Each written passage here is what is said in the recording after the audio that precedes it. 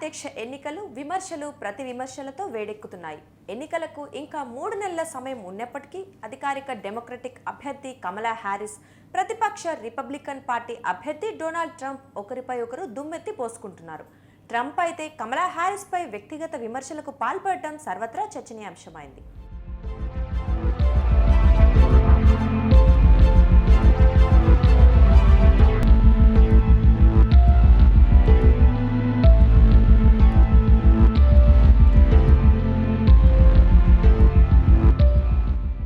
చికాగోలోని నల్లజాతి జర్నలిస్ట్ సంఘానికి ఇచ్చిన ఇంటర్వ్యూలో ట్రంప్ మాట్లాడుతూ కమలా హ్యారిస్ భారతీయురాలా, నల్లజాతీయురాలా అని ప్రశ్నించారు. ఆమెది ఎప్పుడూ భారతీయ వారసత్వమేనని, దాన్ని మాత్రమే కమలా ప్రచారం చేస్తున్నారన్న ట్రంప్ కొన్నాళ్లుగా మాత్రం నల్లజాతి మహిళగా చెప్పుకుంటోందని విమర్శించారు. ఇప్పటి వరకు ఆమె నల్లజాతీయురాలని తనకు తెలియదని వ్యాఖ్యానించారు.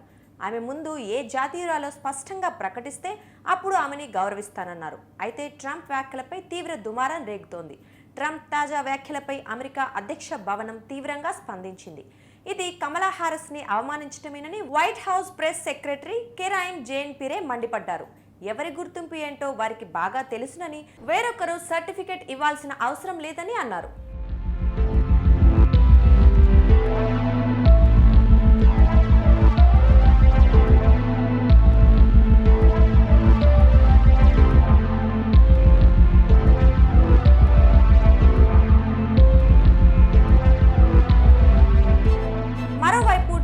ధైర్యం ఉంటే తనతో చర్చకు రావాలని డెమోక్రటిక్ పార్టీ అధ్యక్ష అభ్యర్థి కమలా హ్యారిస్ సవాల్ విసిరారు. ఏదైనా తనతో చెప్పాలనుకుంటే చర్చలో పాల్గొని నేరుగా తన మొహం మీదే చెప్పాలన్నారు.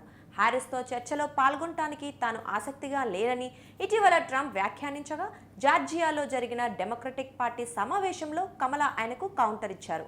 ఇప్పటికే అధ్యక్ష ఎన్నికల పోటీలో తేడా స్పష్టంగా కనిపిస్తోందని, ఆ సంకేతాలను ట్రంప్కు అర్థమవుతున్నాయని ఎద్దేవా చేశారు. ట్రంప్ తనతో ఏదైనా చెప్పాలనుకుంటే మొహం మీదే చెప్పాలని సవాల్ విసిరారు.